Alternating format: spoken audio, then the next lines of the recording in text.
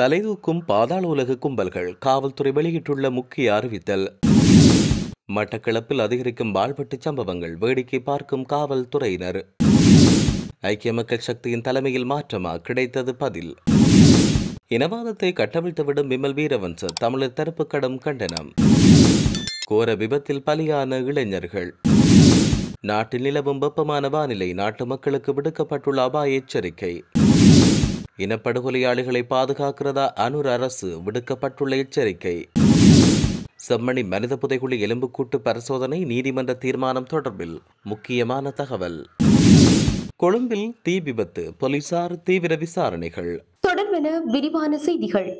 மலேசியாவில் கைது செய்யப்பட்டதாக கூறப்படும் ஒழுங்கமைக்கப்பட்ட குற்ற கும்பலின் தலைவரான கெஹல் பத்ர பத்மி மற்றும் கமாண்டோ சலிந்து தொடர்பில் சிறப்பு ஊடக சந்திப்பு நடத்தப்படும் என காவல்துறை ஊடக பிரிவு தெரிவித்துள்ளது. கடந்த 9ஆம் தேதி மலேசியாவில் இன்டர்போலால் கெஹல் பத்ர பத்மி கமாண்டோ சலிந்து கைது செய்யப்பட்ட சம்பவம் சமூகத்தில் பெரும் விவாதத்தை தூண்டியது. இந்த கைது தொடர்பில் அதிகாரப்பூர்வ தகவல்களை பெற இந்த செய்தி தவறானது என்று வேறு செய்திகள் வெளியாகியுள்ள சூழலில் எமது ஊடக பிரிவு காவல்துறை ஊடக பிரிவை தொலைபேசியில் தொடர்பு கொண்டது. இந்த நிலையில் அது தொடர்பான தகவல்கள் வெளியிடப்பட்டதும் விளக்கம் அளிக்கப்படும் என்று கூறப்பட்டது. அதன்படி இந்த விடயம் குறித்து பொதுமக்களுக்கு தெரிவிக்க விரைவில் சிறப்பு ஊடக சந்திப்பு நடத்தப்படும் என தெரிவிக்கப்பட்டுள்ளது. கொழும்பு நீதிமன்ற வளாகத்தில் குற்றவியல் கும்பலின் தலைவரான கனேமுல்லு சஞ்சீவ சுட்டுக் கொல்லப்பட்டதுக்கு மூளையாக செயற்பட்டதாக மனதின் பத்மஸ்ரீ என்ற கெஹல் பத்ர பத்மி மற்றும் கமாண்டோ சலிந்த் ஆகிய 2 குற்றவாளிகள் நேரடியாக குற்றம் சாட்டப்பட்டனர். அதன்படி கெஹல் பத்ர பத்மி மற்றும் கமாண்டோ சலிந்த் ஆகிய 2 குற்றவாளிகளும் கடந்த 9ஆம் தேதி மலேசியாவில் கைது செய்யப்பட்டதாக வந்த செய்திகளை தொடர்ந்து இலங்கை காவல்துறை இந்த கைது தொடர்பான தகவல்களை இன்டர்போலிடம் அதிகாரப்பூர்வமாக கூறியதாக தெரிவிக்கப்பட்டது. மட்டக்களப்பு செங்கலடி ஐயன்கணி ராமேஸ்வரம் பகுதியில் அதிகரிக்கும் வாழ்வெட்டு சம்பவங்களால் மக்கள் அச்சத்தில் வாழும் நிலை ஏற்பட்டுள்ளது. 2 வாழ்வெட்டு குழுக்களுக்கு இடையிலான தகராறு காரணமாக குறித்த பகுதிகளில் அண்மை காலமாக அதிக அளவிலான வாழ்வெட்டு சம்பவங்கள் பதிவாகியுள்ள நிலையில் காவல்துறையால் இதை கட்டுப்படுத்த முடியாத நிலை காணப்படுகிறது. இந்நிலையில் நேற்றைய தினம் செங்கலடி ராமேஸ்வரம் பகுதியில் நடைபெற்ற வாழ்வெட்டு சம்பவம் அந்த பகுதி மக்களிடையே பெரும் அச்சத்தை ஏற்படுத்தியுள்ளது.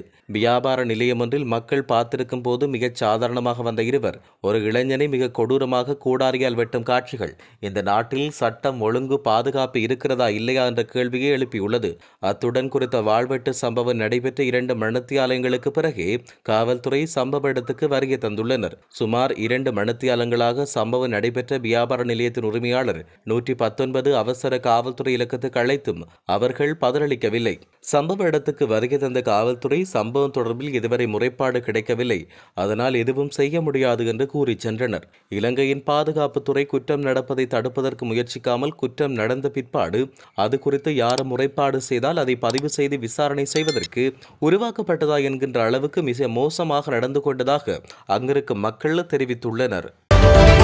ஐக்கிய மக்கள் சக்தி கட்சியின் தலைமைத்துவத்தில் எந்த ஒரு மாற்றமும் ஏற்படாது என அந்த கட்சியின் தலைமை நிர்வாக அதிகாரியும் நாடாளுமன்ற உறுப்பினருமான அஜித் பி பெரேரா தெரிவித்தார். ஊடகங்கள் மற்றும் சமூக ஊடகங்களில் இத்தகைய மாற்றம் செய்யப்படும் என வெளியிடப்பட்ட செய்தி குறித்து கொழும்பில் உள்ள எதிர்க்கட்சித் தலைவர் அலுவலகத்தில் நடைபெற்ற செய்தியாளர் சந்திப்பின் போதே அவர் இவ்வாறு தெரிவித்தார். ஐக்கிய மக்கள் சக்தியின் தலைமை சஜித் பிரேமதாசவின் தலைமை ஒருபோதும் மாறாது. நாடாளுமன்ற தேர்தலை விட உள்ளூராட்சி மன்ற தேர்தலில் எங்களுக்கு சிறந்த முடிவு கிடைத்தது. அது நாம் பெருமைப்பட வேண்டிய முடிவு அல்ல, ஆனால் அது ஒப்பீட்டளவில் நல்ல ஒரு முடிவு. அடுத்து மாகாண சபை தேர்தல், அடுத்து ஜனாதிபதி தேர்தல், பின்னர் நாடாளுமன்ற தேர்தல், வரவிருக்கும் உள்ளூராட்சி மன்ற தேர்தல் ஐக்கிய மக்கள் சக்தி தனிக்கட்சியாக போட்டியிடும். இந்த முறை எங்கள் 1700 உறுப்பினர்களும் இலங்கை முழுவதும் பிரதிநிதித்துவத்தை பெற்றிருக்கிறார்கள் என்று அவர் தெரிவித்தார். முன்னாள் அமைச்சர் விமல் வீரவன்ச ஊடகங்களில் தொடர்ச்சியாக இனவாதத்தை கட்டவிழ்த்து பொய்யான சித்தரிப்பை சிங்கள மக்கள் மத்தியில் ஏற்படுத்த முனைகிறார் என வடமாகாண சபை முன்னாள் உறுப்பினர் சபா குகதாஸ் தெரிவித்தார். 1956ஆம் ஆண்டிலிருந்து 2009ஆம் ஆண்டு வரை தமிழர்கள் மீது சிங்கள பேரினவாத ஆட்சியாளர்களும் அவர்களின் குண்டர்களும் இராணுவத்தினரும் இணைந்து மேற்கொண்ட இந்த களரியும் இனப்படுகொலையை மறைத்து செம்மணி அகழ்வின் மூலம் தமிழர்கள் மீண்டும் இந்த இரத்த களரியை ஏற்படுத்த முனைகிறார்களா என பொய்யான பித்தலாத்த இனவாதத்தை தூண்டுகிறார். செம்மணி மனித புதைகுழியை அகழ்வதால் என்ன பயன் என்று கேள்வி கேட்க விமல் வீரவன்சவுக்கு அருகதை இல்லை. கடந்த கால செம்மணி மனித புதைகுழி விவகாரத்துக்கு பொறுப்பு கூற வேண்டியவர்களில் விமல் வீரவன்சவும் ஒருவர் ஆவார். சந்திரிகா அரசுடன் ஆட்சியில் ஒன்றாக இருந்த 39 ஜனதா விமுக்தி பெரமுனவின் நாடாளுமன்ற உறுப்பினர்களில் விமலும் ஒருவர் ஆவார். செம்மணி புதைகுழியில் ராணுவம் மற்றும் சிங்கள முஸ்லிம் மக்களின் எலும்புக்கூடுகளாக இருக்கலாம் என்று விமல் வீரவன்சவின் கூற்று இனங்களிடையே முருகல் நிலையை ஏற்படுத்தி அரசியல் லாபம் தேட முனைவதோடு ராணுவ சாட்சியங்களோடு உள்ள விவகாரத்தில் உண்மைகள் வெளிவந்துவிடக்கூடாது, அதை திசை திருப்பி நீர்த்து போகச் செய்வதில் வீரவன்ச போன்ற இனவாதிகள் தீவிரமாக களமிறங்கியுள்ளனர். இனவாதத்தை தலைதூக்க விடமாட்டேன் என்று பேச்சளவில் கூறி வரும் ஜனாதிபதி அனுர தன்னுடைய பழைய முகாமின் சக தோழர் பிமல் வீரவன்சவின் இனவாதத்துக்கு என்ன செய்ய போகிறார் என அவர் இதன் பொழுது கேள்வி எழுப்பியிருந்தார். மீரிகம பஸ்யால பிரதான வீதியில் மல்லஹாவ பகுதியில் நடந்த விபத்தில் 2 பேர் உயிரிழந்துள்ளனர். தனியார் பேருந்து மோட்டார் சைக்கிளும் மோதியதில் இந்த விபத்து ஏற்பட்டது. மோட்டார் சைக்கிளில் சென்ற இருவரும் பலத்த காயமடைந்து வத்துப்பிட்டிவல வைத்தியசாலையில் அனுமதிக்கப்பட்ட பின்னர் இருவரும் உயிரிழந்தனர். உயிரிழந்தவர்களில் 25 மற்றும் 35 வயதுடைய அமித்திரிக்கல மற்றும் தெஹியோவிட்ட பகுதிகளைச் சேர்ந்தவர்கள் என தெரிவிக்கப்பட்டுள்ளது. இந்த நிலையில் விபத்து தொடர்பில் பேருந்தின் ஓட்டுநர் கைது செய்யப்பட்டதோடு பல்லேவில காவல்துறை மேலதிக விசாரணைகளை மேற்கொண்டு வருவதாக தெரிவிக்கப்பட்டுள்ளது. நாட்டில் நிலவுகின்ற வெப்பமான வானிலை காரணமாக பல்வேறு பகுதிகளில் காட்டுத்தீ பரவும் அபாயம் ஏற்பட்டுள்ளது. இதன் காரணமாக பொதுமக்களை அவதானத்துடன் செயற்படுமாறும் அனர்த்த முகாமைத்துவ நிலையம் அறிவுறுத்தியுள்ளது. காட்டுத்தீ பரவல் தொடர்பான தகவல்களை 117 என்ற துரித இலக்கத்துக்கு அறிவிக்க முடியும் என அந்த நிலையம் குறிப்பிட்டுள்ளது. மேலும் அத்தியாவசியமற்ற நடவடிக்கைகளுக்கு குடிநீரை பயன்படுத்துவதை குறைத்து அத்தியாவசிய அன்றாட நடவடிக்கைக்கு மட்டும் நீரை பயன்படுத்துமாறு தேசிய நீர் வழங்கல் மற்றும் வடிகால் அமைப்பு சபையின் பிரதி பொது முகாமியாளர் பொதுமக்களிடம் அறிவுறுத்தல் விடுத்துள்ளார். இனப்படுகொலை மற்றும் போர்க்குற்றங்களில் ஈடுபட்ட படையினர் மீது இதுவரை எவ்வித நடவடிக்கையும் எடுக்கப்படவில்லை என நாடாளுமன்ற உறுப்பினர் சிவஞானம் ஸ்ரீதரன் சுட்டிக்காட்டினார். நேற்றைய தினம் ஊடகங்களிடம் கருத்து வெளியிட்ட போதே அவர் இவ்வாறு தெரிவித்தார். உயிர்த்த ஞாயிறு தாக்குதல் சம்பவம் உட்பட சில விடயங்களை தமிழ் தரப்புகள் தான் செய்தது என்பது போல வெளியிலே ஒரு மாயை காட்டப்படுகிறது. இதற்கு பின்னால் இருந்து ஆட்சி அமைத்த கோட்டாபய ராஜபக்ஷ மற்றும் மஹிந்த குடும்பம் மீது இதுவரை எந்த பாய்ச்சல்களையும் இந்த அரசாங்கம் மேற்கொள்ளவில்லை. இன அழிப்பு மற்றும் போர்க்குற்றங்களை செய்த இராணுவ தளபதிகள் மீதோ அல்லது அதனை மேற்கொண்ட அரசுகள் மீதோ எந்த விசாரணைகளும் இதுவரை மேற்கொள்ளப்படவில்லை. இந்த நிலையில் தமிழ் தரப்பை குற்றவாளியாக காண்பிக்கும் முயற்சி இடம்பெற்று வருகிறது. இது தொடர்பில் நாம் கூடுதல் அவதானத்துடன் இருக்க வேண்டும் என்றும் அவர் தெரிவித்தார். செம்மணியில் கார்பன் பரிசோதனையை முன்னெடுப்பதா இல்லையா என்பதை நீதிமன்றமே தீர்மானிக்க வேண்டும் என்று காணாமல் போனோர் அலுவலகம் தெரிவித்துள்ளது. காணாமல் போனோர் அலுவலகத்தில் நிறைவேற்ற பணிப்பாளர் இதை தெரிவித்தார்.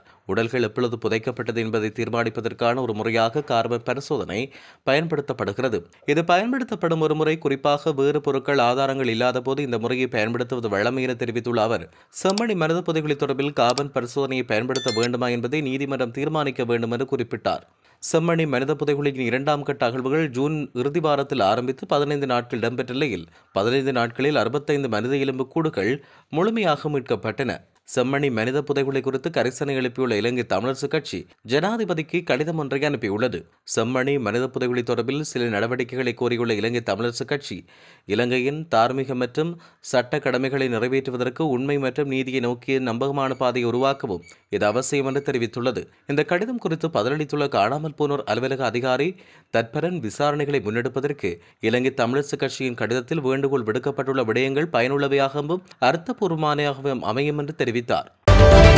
தெமட்டகொட பகுதியில் அமைந்துள்ள ஒரு குப்பை மேடில் கடந்த 13ஆம் தேதி இரவு தீ விபத்து ஏற்பட்டது. அதைச் சுற்றியுள்ள குடியிருப்பாளர்கள் மத்தியில் அது அதிர்ச்சியை ஏற்படுத்தியுள்ளது.